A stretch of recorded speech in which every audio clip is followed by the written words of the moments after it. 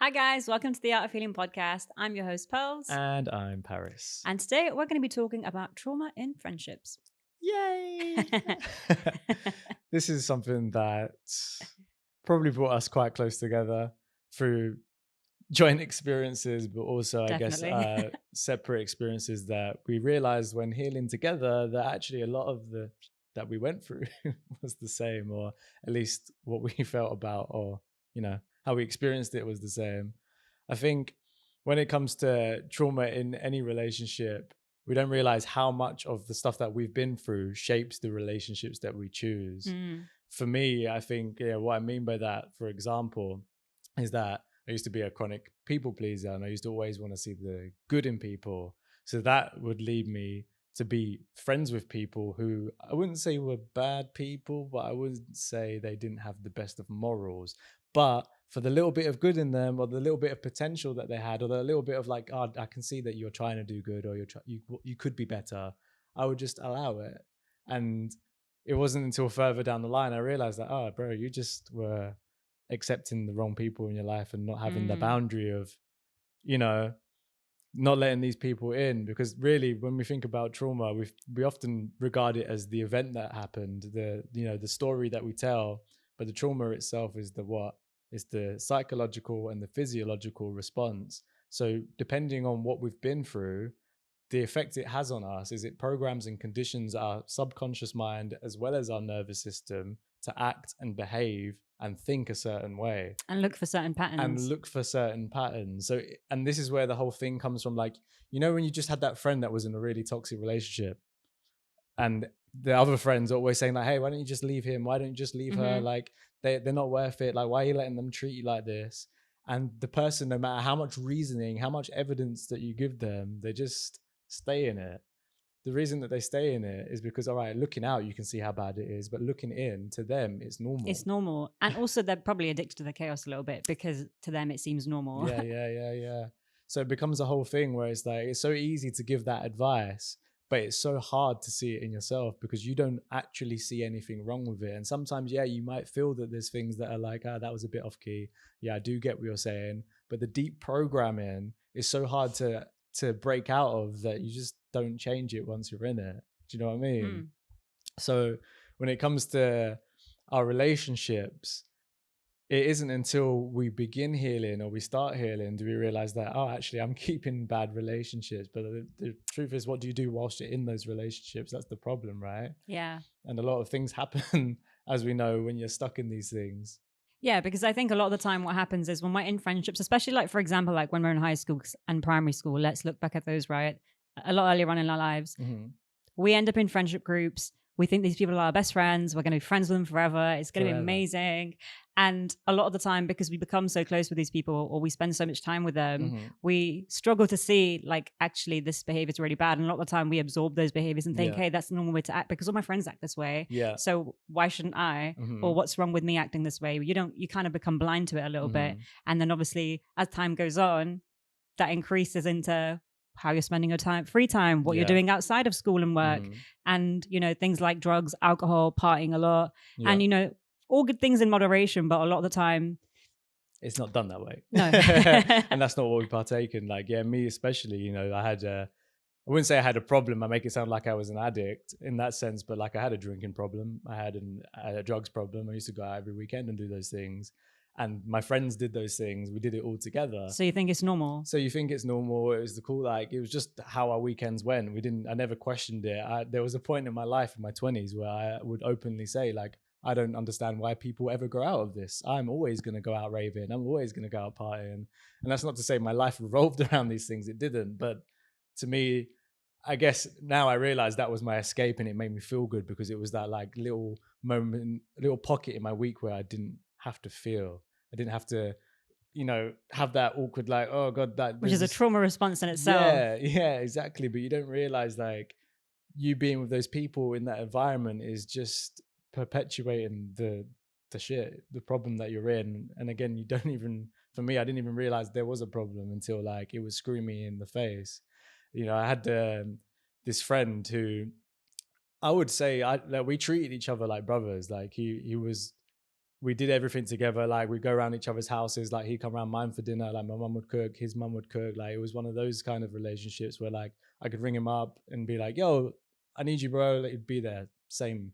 And we really were close. And it was strange because now I realize how toxic that relationship was. And one of the things that was like, I guess, prevalent throughout our relationship was how horrible he was to anyone else. He used to like really bully and I'd say abuse people because we worked together as well. We worked behind the bar together, and he just wasn't a nice person. But to me, honestly, like he didn't ever do me any wrong. Like he was, you know, top tier friend. There was never anything that he did. He literally couldn't do enough for me. So I kind of had this conflicting emotion in me because I would see and hear often the way he would talk to people and how he would be. He was like a brat, but like really like direct and just rude. I would see that, and I'd see the look and reactions on these people's faces when he treated them like that. And I'd almost, although I had this feeling of like, that didn't quite sit right with me, I would never challenge him on it. I would never say like, hey, why are you acting this way towards other people? I just kind of like, you know, was, I guess, a silent observer to it all. But then to me, like I said, he was cool, right? But then we basically had this, you call it a dream, to go traveling together. And we hadn't had it planned or anything like that, but we kind of said in a year's time, whatever it was, we'll go do a little backpacking or whatever. So anyways, we went on this holiday, and my ex at the time, we decided like, hey, like we want to go traveling. That's something that we want to do. So I broke it to him in the nicest way possible. Sat down with him. We had like a, you know, an adult chat. And I said to him, listen, I know it was something that we wanted to do together, but at the end of the day, if I go with you, I'm going to lose her.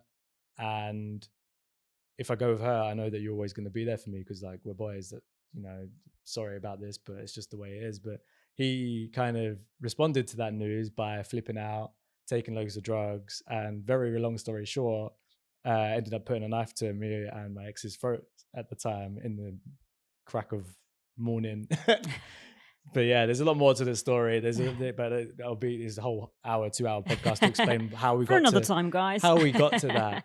But what I realized in that moment, or I guess what I realized after this all was kind of unwound, obviously I'm not friends with him anymore because of that, is that he never actually cared about me. Everything that our relationship was, when I think about it, when I thought about it, was for him. And the minute that I didn't do something that he wanted, or he didn't have that control over me anymore, that's how he behaved. And it was that extreme. And that was the worst I've seen him behave, don't get me wrong. But there was micro levels to how he's been treating other people like that. Do you know what I mean? Which I let slip. And it's kind of like, all right, if someone can treat other people that way, they can treat you that way as well. Exactly, yeah. And I realized now, or not right now in this moment, but when I started hearing from this stuff, it was like, all right, I was accepting of that. And that's why it got brought onto me eventually. Because once you cross someone like that, they will do the same thing to you. Yeah. And it's kind of, I had to look at myself in the mirror and be like, why did I let this person into my life? Why did I think that behavior was okay? Or I didn't think it was okay, but why didn't I speak up? Why didn't I challenge him? Why did I allow myself to be friends with someone like, well, because they were nice to me. Just because someone's nice to you but horrible to everyone else doesn't make them a nice person. Yeah. It makes them an actor. Do you know what I mean? Yeah. So yeah. I'm just laughing because I'm thinking of other conversations we've had relating to this. Yeah, you know, I can actually relate to that. I think as well, like a lot of the time, our friendships when we're a lot younger are about control. And this is something that I found as well. I remember when I was in high school, I had a group of girlfriends, you know, like I have like, I've got my big group of friends. So I was in one of those big group of friends. And randomly one day, this group of friends decided that they wanted to stop being friends with one of the girls in the group.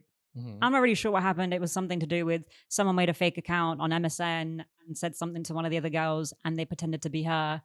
So they were like, well, we're not going to talk to her. Really stupid because... Proper mean girls. It's super mean girls, but also there's no evidence it was her. Why would, if she did it, why would she say that she was the one doing it from a fake account? That's a different story. Obviously, they didn't have brains. So then they told me like, oh, we're not going to be talking to her. Nobody's talking to her. You're not allowed to be friends with her. And I was like, I'm sorry, but I'll be friends with You're who the I want boss to of be me. friends with. Like, I'm not going to stop talking to her because you don't want to talk to her. That's stupid. Yeah. And the same thing that they did to her, they did to me. Then they were like, cool, we're not talking to you then. And they told everyone that in the group, like, we're not talking to her. We're not friends with her anymore. So I was like, okay, cool, no problem. And it was funny because later on, it was all clarified that actually she wasn't even her and they all became friends with her again. But then they came back to me, obviously after a while, to be like, hey, you know, we're really sorry. And I was like, yeah, cool. But like, I see what you're like now. And I actually don't fit in with this situation. I'm actually very different to you. But what happened? You did it to one person. And the minute I say, actually, I don't want it, I don't agree with it, you do it to me as well. And I think a lot of people in that scenario, like all the other girls in the group, just did what like one of the girls suggested. So I think that happens a lot. I think a lot of the time when we're a lot younger, it's really easy to cave into that peer pressure. It's really easy to cave into, oh, we're going to bully this person, or we're going to do this, or we're going to do that because everyone's doing it. Yeah. And I think something that I found is because I wasn't like that, I actually really struggled to make friends because after that scenario, I was like, oh, well, you guys are very different to me. I don't believe in this. And I also really don't like how you treated me. Yeah. So it was a tough one. But yeah, you know, I think that happens a lot in like high school, and a lot of the times when we're younger, there's always some friend or someone that wants more control over you or to decide what you do, how you do things. I remember like years later, I thought I'd done really well. I was like, oh, you know, I'm really selective about who I'm friends with now. I'm like really careful about what I accept and what I don't accept. Yeah. And I became friends with this girl at work who was really lovely, but I feel like maybe the red flag was, although I don't think this is a red flag, but sometimes I think it is a red flag. She didn't have any friends. But also, I don't have a lot of friends. But the reason I don't have a lot of friends is because I'm very selective. So maybe it's an amber flag, right?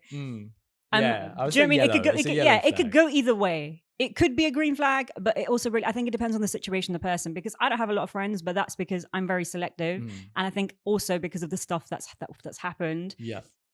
But in her scenario, she didn't really have any friends at work. And we became friends and she was lovely. But something that I realized very quickly on, she was very obsessive. Okay. So I had over you or just in general? Over me. She became very obsessive over me and very possessive. So, for example, I had a few friends at work. I had a friend at work that I would go to a class with, and whenever she'd come over to chat to me, because she was on a different team, if she came over to talk to me, this friend would see that she's talking to me and should rush over and be really rude to her to get her to leave, or like have a conversation but like completely ignore the fact that she was there. And you could see like my other friend was a bit like, what the heck is this? And I would just be like, I actually don't, you know, when you're just overwhelmed and you're just like, what the heck is going on right now?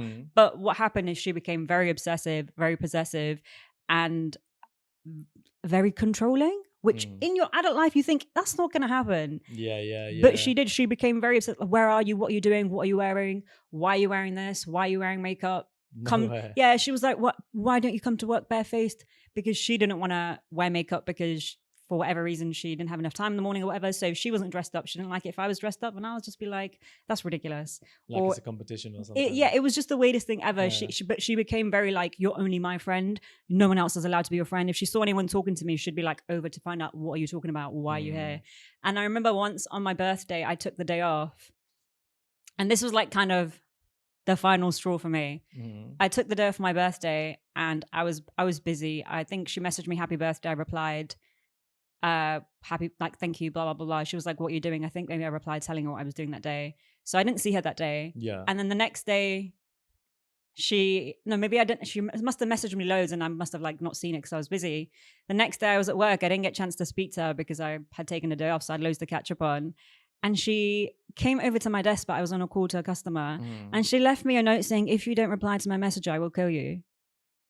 Did you ring the police? No, but my friend who was sat opposite me at that time, he noticed like, he noticed her behavior, and he would say it to me and we'd have conversation about it. And I'm like, I don't know what to do about her being so possessive. Like, I can tell her to like stop being rude to other people. But beyond that, she's like, she messages me all the time. She's very controlling of like, or tries to be very controlling. Obviously I didn't respond to the control, but it was the possessiveness that was like really hard to like manage or deal with. And because like, what do you do? Like, who do you go to for help in that scenario? Like, this person is obsessed with what I'm doing, where I'm going, what I'm wearing, why I'm dressed a certain way, why I'm not dressed a certain way. And he thought it was very, very weird. So he saw that she left the note, and I obviously couldn't see the note. So he opened it to see like, what has she left you? And he saw it, and literally his face as I was on the call was like, I can't believe what I'm reading right now. And he literally said the same thing as he was like, you need help. Yeah. Like, she needs help. I'm worried for your safety because what is she doing? But it's not even a joke though. How is she threatening to kill you because you've not replied to a message? Like, obviously you're still alive. She didn't do it. And I still got the note somewhere. She didn't mean it. But I question, like, okay, she wasn't probably going to kill you, but it was a threat. It was obsessive. And if you add it to the obsessive, possessive, controlling behavior, it's a little bit like when you're in, like, if that was a man behaving that way, 999 on speed dial. You'd be arrested. Exactly. Everyone be, she needs to go to the blood. What? But I was in a very tricky situation, and I didn't really know what to do in that scenario. And yeah, my friend basically read it. I read it, and I was like, oh my God, I don't actually know what to do in this situation. But yeah, I can't even remember how that friendship ended or how it fizzled out. But like that, I remember that specifically being like the final straw for me to be like, okay, I'm gonna try to figure out a way to distance myself too. So I think maybe I started trying to work different hours and like try to see her a lot less. So yeah, it was a very crazy situation. But I was an adult. I was a grown adult. What do you do in that situation? But obviously that left me very traumatized. It's hard because you can't really ask for help in it either. Like, because what help does someone give you when like there's no crime being committed? Exactly. And even if you were to tell your friends, it's like, what can they actually do to stop a person from essentially harassing you? And it's at work. Yeah. That's the other thing. And it's at work. So, you know, there's a whole load of things like, where's your proof? Even if you was to go to like management, HR or whatever and be like, hey, this person's like acting, but they're probably not going to do much really. Unless like, again, there's strong evidence to say like, hey, you know, this is becoming a thing. Yeah. But I think something that you mentioned that you did really well was like starting to distance yourself. Like whenever you're in like one of these precarious situations where you need to like literally, you know, cut this person out of your life, sometimes the worst thing you can do is let them know that that's what you're doing. Yeah. So one of the best ways, I think, at least in my experience, to do it is to like silently cut them out. Let's call it where, sorry, I'm busy today. No, I can't make to that thing. I've got to see my family. Oh yeah, I would love to, but and then they'll lose interest over time because you keep saying no without it being like, hey, no, I don't want to be friends with you. Or like, just leave me alone kind of thing. They're just going to be like, oh, what's, and like, oh, nothing's up. I'm just busy. Blah, blah, blah. If that doesn't work, then you have to be like, you know, start initiating the like, leave me alone. Yeah. And a bit more direct with it. Like, yeah, sorry, you know, it isn't just that I'm busy. I don't actually want to be your friend, but it's recognizing that that's what you want to do before it gets to the point where like this person's actually a bit loopy. Yeah. And I think boundaries are so important in situations like this. I think especially if you don't have strong boundaries, then you end up in that situation. And it not even necessarily just in my situation, but even in your situation or like other situations we've had like joint together where it's like, oh, if you don't have certain boundaries, then these people will walk all over you because they're happy to. Yeah. I think one of the boundaries that I had that was really strong with her, because how we became friends is she needed somewhere to do her makeup because she was going to a concert or something. Right. And I lived right next to work. So I was like, oh, you know, I think she came and asked me, she was like, oh, can I potentially get changed at your house? Blah, blah, blah, blah, and did my makeup. I was like, yeah, sure, no problem. And she came over. So did you know her well at this point or? I didn't know her well, but I was friends with people that were on her team that knew her and that were like close with her. So because I was friends with them and they didn't have anything bad to say about her, I was like, okay, you're cool. I'd spoken to her a few times at that point, I think. Yeah, I had. So that's why I was like, yeah, sure, you can get dressed at mine. And she always tried to, after that, come to my house. And I didn't like that. I was like, no, because my house is my space. And I understand I invited you over once, but I don't want you to be there all the time. Especially at that point in my life, I really like had to have my own space. I didn't like people coming into my space, especially people that I knew that didn't have respect for boundaries. Like if I knew if I had said yes to her once, she would be there every day. She'd probably have a pair of slippers by the door. She'd have all her stuff. And that was a no for me. So I just said no from the beginning. But again, possessive, controlling, crazy. What would have happened if I'd have said, yeah, sure, come, let's have a little sleepover. Yeah, come to mine on the weekend. My life would have been gone. You've been moving in. Exactly. I'd be outside. You'd be avoiding going home because she'll be there. I'd be doing double shifts at work. It gets like that though. And this is the thing when it comes down to your boundaries. I think a lot of us, when we're traumatized, we're not in a place to kind of enforce our boundaries. And a lot of the times, a lot of the trauma that we experienced in the first place is because we didn't have the boundaries. And, we learn boundaries from our parents at a very young age, hey, say no to this person, say yes to that person. And it can be even tied to like, were you supported or were you protected in certain instances where like, your caregiver doesn't have to be a parent. It can be an older sibling. It can be a teacher. It can be whoever's responsible for you. Did something happen to you where you didn't like it and you didn't want it to happen, and that person didn't protect you or stop it from happening? If that was the case and you grow up feeling like you're powerless to say no to people, and if you're not taught to kind of build this muscle, because boundaries is a thing that you learn, you're not born with boundaries. Yeah. And then if you're not, if you don't have this skill, then you will just unfortunately get walked all over, because the same way there's people that don't have boundaries that don't say no, there's people that don't have boundaries that say yes to everything. Yeah. In the sense of they will just take the piss out of you because they're looking for people that don't have to be able to do it. Yeah. And they test the waters by asking things like not really knowing you properly and can I come to your house just to get changed? And then that nearly turned into, hey, like let me come out all the time. Yeah, because do you know something funny? This is a really stupid small example, but I'm very good at telling people no now, but I think this is something that I've built over time. So when I used to go out, or like when I was at uni and stuff, when I'd go to like a rave or something, I would buy a bottle of water. I don't drink alcohol, etc. So you get a bottle of water, and something that would always happen every single time without fail is someone would ask, can I have some of your water? Standard rave culture. And etiquette. It would, and I have this really big OCD thing that if I don't really like to share bottles of water or drinks with people. I can confirm this. And I wasn't able to say no a lot of the time. So I would just say, sure, take it. Have it. And there would go my bottle of water, and now I've got to go stand in the queue for 45 minutes so I can go get another one. And I used to do the same in high school. High school was exactly the same. Girls would always say, oh, can I have a swig of your drink? And if I wasn't able to say no, I'd just be like, yeah, take it. Just have it. Yeah. Because how can I explain? And actually over time, this was something that I got good at. I remember once this girl was like, she like tapped me on the shoulder. She was absolutely off her face. And she was like, can I have some of your water? And I was like, I didn't even say no. I just shook my head because I was like, I really don't feel like sharing my water. And that was the first time I did it, where I was like, no, actually, I don't want to give you my water bottle because I can't be asked to go in and stand in the queue. And there's a great DJ on right now and I want to enjoy myself. So I just was like, sorry. Because that was the only way I knew how. Yeah.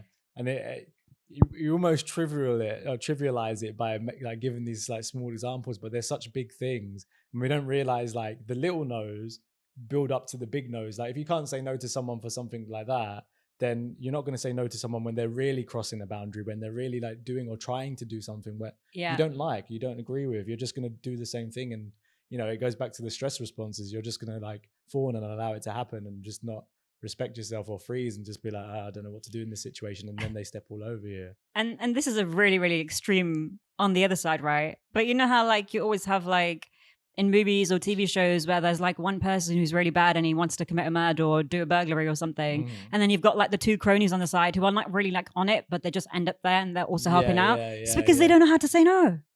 You are now an accessory to murder because you couldn't say no. Do you know what I mean? It's very like, congratulations. You're going to get done for the main guy's thing, even though you didn't even want to be here, but you just couldn't say no because of what you didn't have the capacity in you to stand up to this person. Yeah, because I wonder if this links to bullying a little bit, because I remember when I was in high school, there was a guy who was bigger than everyone that was bullying him, but he never stood up to them. Okay. And you know how you were saying like, oh, somewhere when you're younger, something happens and you are not protected. Yeah. So you lose the capacity to protect yourself in a way because you don't know how to stand up for yourself. Yeah. Because I guess in a way you've not seen anyone stand up for you, so you don't know what it looks like. So I wonder if that was what the situation with him was, because he was so tall. He was like 6 foot. And the guys that were bullying him were like 5 foot. They were small little weasels. And they were always just giving him shit constantly. And he wouldn't even say a word. He would never react aggressively. He would never even react to them. He would just take it. And I would just think, if you just stood up and told them to shut up, one time, they'd stop. Yeah.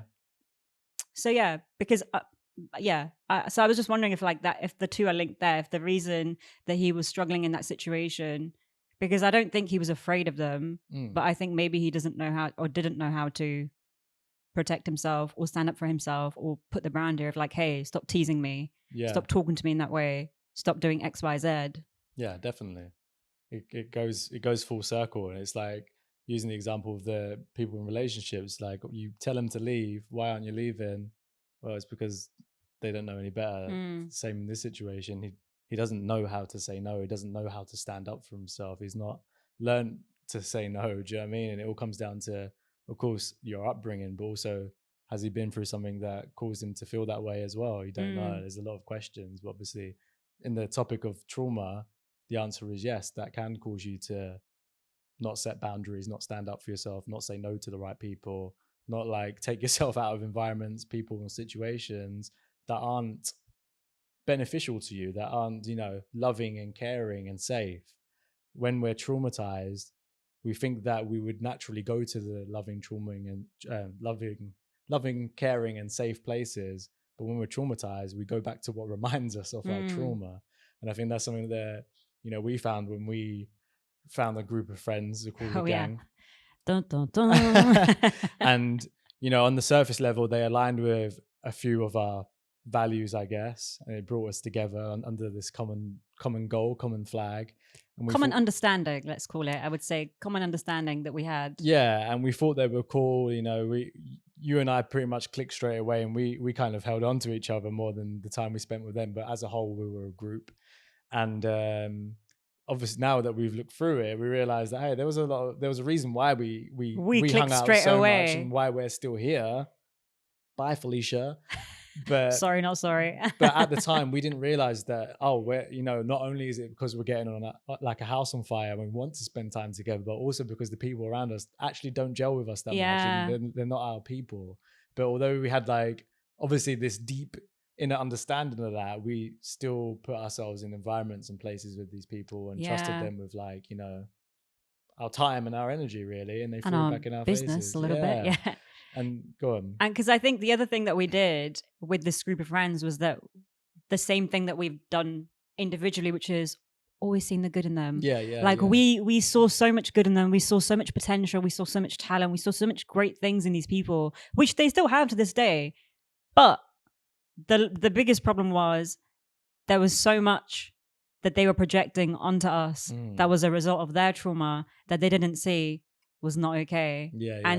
Despite them doing that to us, and because we had this common understanding with them, we aligned on a few things. We overlooked all the things that we didn't align on, and actually how they were detrimental to our being and how they affected us and our relationship with them, but also after that, our relationship with other people. Yeah.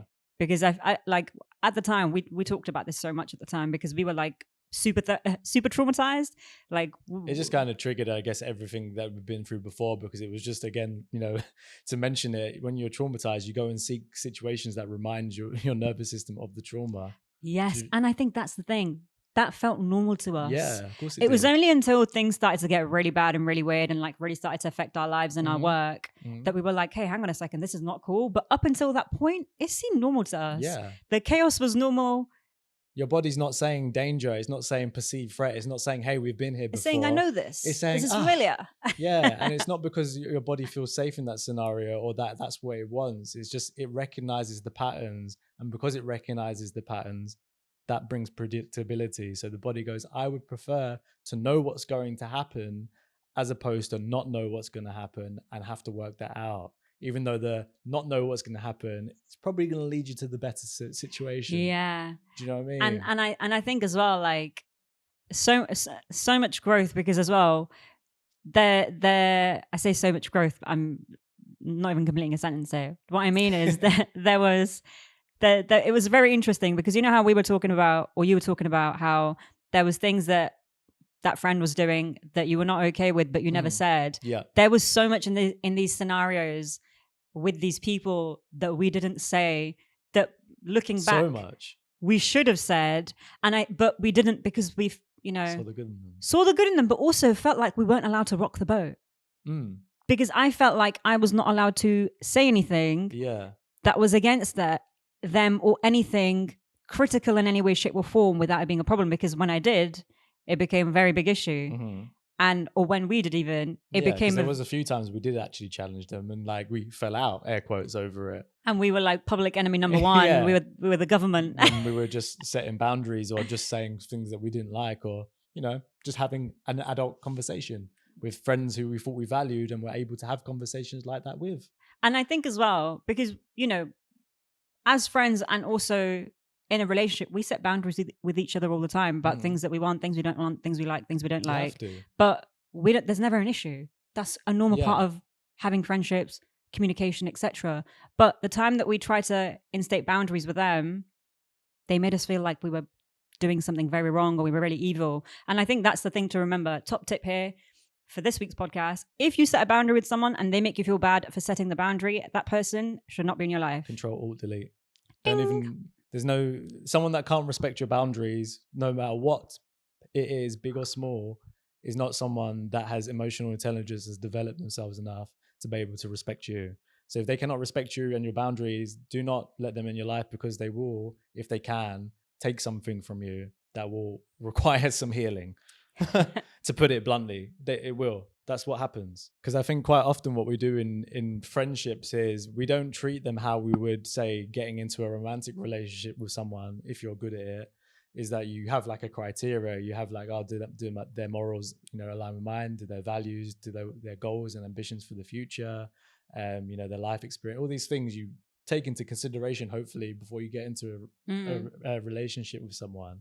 But when it comes to a friendship, we don't often really consider people or hold them to the same regards. And there's nothing wrong with that. It's called having standards. Having standards protects you from letting people into your life that shouldn't be there. But when you don't have standards, you become friends with people who you really shouldn't, because they complimented you on your hair, or like you met them at this bar once and they were cool. And that isn't or like, oh, we work together. These aren't criteria for, oh, we're friends now. Yeah.